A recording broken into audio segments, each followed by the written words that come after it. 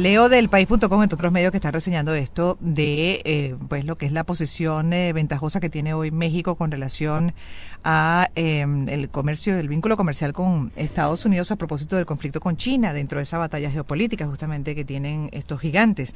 Y dice así este medio de comunicación: los titulares esta semana se leyeron con cierto asombro. México sobrepasó a China como el principal exportador hacia los Estados Unidos. Según los datos oficiales publicados este miércoles, el país latinoamericano se convirtió en el más importante socio comercial de la potencia, al ser el país al que Estados Unidos más compró bienes y servicios en 2023.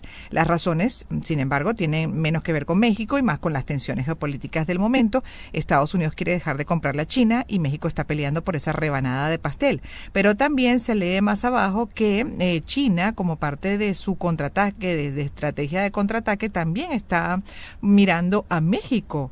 Y ahí me detengo para preguntar a nuestro invitado porque, caramba, bueno, en medio de todo este conflicto geopolítico vemos a una nación latinoamericana como México, aparentemente porque da estabilidad, favoreciéndose. Bienvenido, quien es abogado, politólogo, especialista en asuntos latinoamericanos y estadounidenses, analista político y económico, Tony Rosado. Buenas tardes.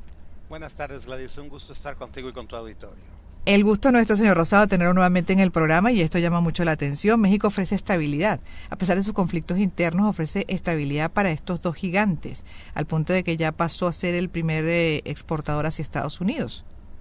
Efectivamente, en datos recientes vemos que a partir del año 2023 México se convierte no en el primer socio comercial de los Estados Unidos, eso lo sigue siendo Canadá, pero sí en el primer exportador y en su totalidad en el segundo socio comercial de los Estados Unidos, rebasando a la China.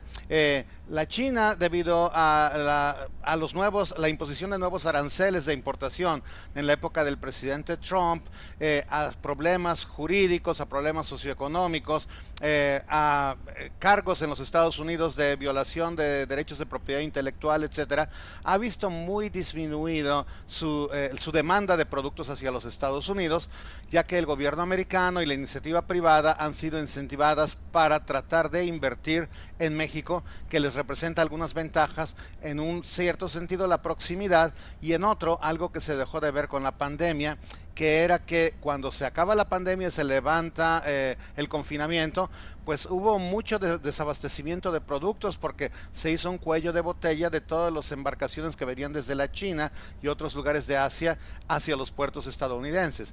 Mientras que en el caso de México, pues hay una frontera de más de 2,000 millas que se abre inmediatamente y que puede inmediatamente abastecer de todo lo requerido al país Estados Unidos. ¿En qué áreas principalmente, señor Rosado? Fundamentalmente, el área número uno de México son materias primas, productos agrícolas. Los Estados Unidos consumen muchísimos productos agropecuarios de los Estados Unidos, y en segundo lugar son productos fabricados, es la manufactura.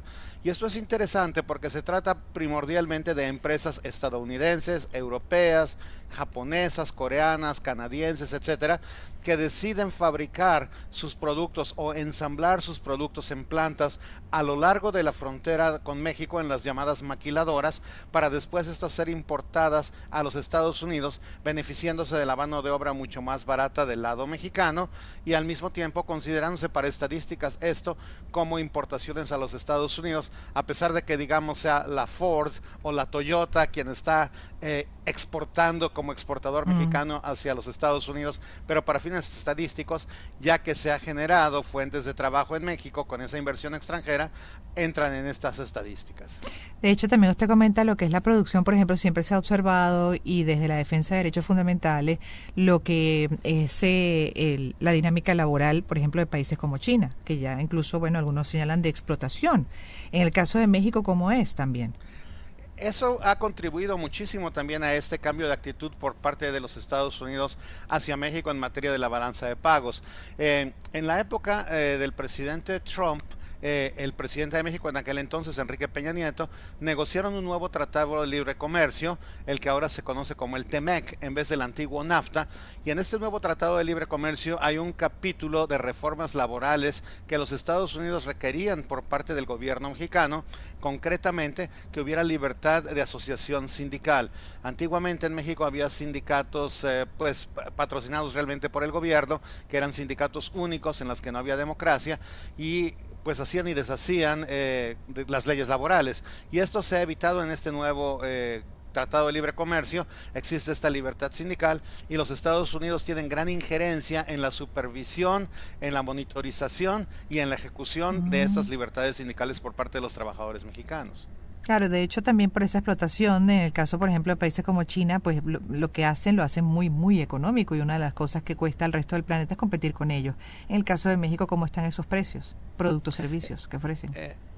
Bueno, en el caso de México ahora hay muchas más protecciones laborales y de hecho eso que a los Estados Unidos le ha parecido muy atractivo es lo que ha hecho menos atractivo de lo que debiera el abrir negocios o el abrir plantas en México para los chinos que han decidido acudir a otros países del sureste de Asia, como por ejemplo Camboya, Laos, Vietnam, en donde están abriendo todavía más plantas de manufactura que en México porque hay menos derechos para los trabajadores en esos países. Imagínese. Pero estaba leyendo aquí también del artículo y que me gustaría su comentario, que hay empresas chinas que están contraatacando, cambiando el modo en que hacen negocio con Estados Unidos. Una parte ha optado por desplazar parte de su producción a México, como por ejemplo la compañía Hisense, que en 2022 comenzó a fabricar neveras y otros electrodomésticos para el mercado norteamericano en una planta de 260 millones de dólares en México y y también otras empresas han tenido la misma iniciativa.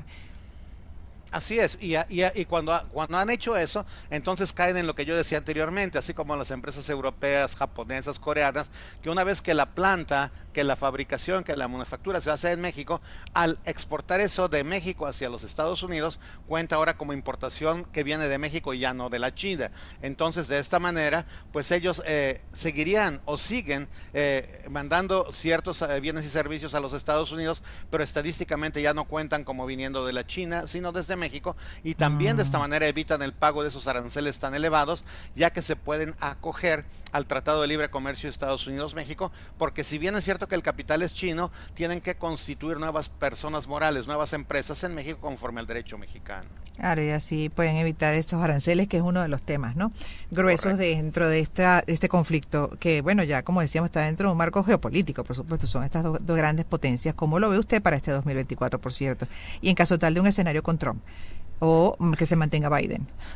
Bueno, yo veo una diferencia muy grande, muy importante, pero un cambio de cualquier manera. Y esto le preocupa a los empresarios americanos y a los mexicanos también, y posiblemente al gobierno de México hasta cierto punto. Actualmente existe un sentimiento en los Estados Unidos de aislamiento antiinmigrante, sobre todo por parte del nuevo partido republicano que es seguidor de Donald Trump.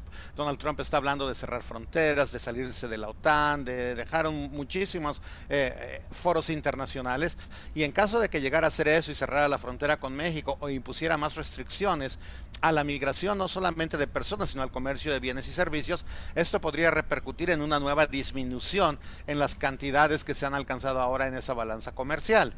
En el caso del presidente Biden va a tener que haber un cambio porque el sentimiento del pueblo americano lo pide también, pero desde luego no sería algo tan radical, sería mucho más moderado y seguramente algo que se negociaría con los empresarios y con el gobierno mexicano, a diferencia del temor que se tiene con Trump, sería un acto unilateral por parte del mismo.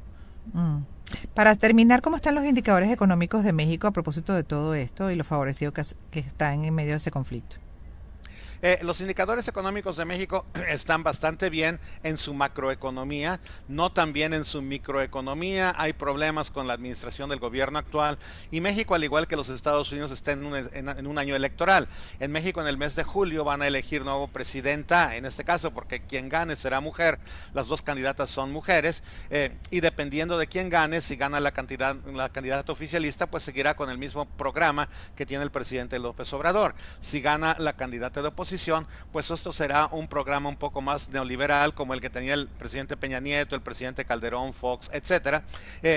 Así que estamos en cierta manera a la expectativa porque es un año electoral en ambos países y realmente eso no nos permite creer mucho de las declaraciones de los políticos ni de un lado ni de otro. Total. Porque en este momento se dicen las cosas para ganar votos más que para hacer política económica. Qué buen mensaje para terminar esta conversación. Gracias por haber estado con nosotros, Tony. Tony Rosado, abogado, politólogo, especialista en asuntos latinoamericanos, y aplica, lo podemos extender al resto de los países que están en procesos electorales y en general. Tony Rosado, como decía, abogado, politólogo, especialista en asuntos latinoamericanos y estadounidenses, analista político y económico. Feliz tarde para usted. Mil gracias por habernos dedicado estos minutos. Hasta luego a usted y a todos nuestros amigos en Venezuela.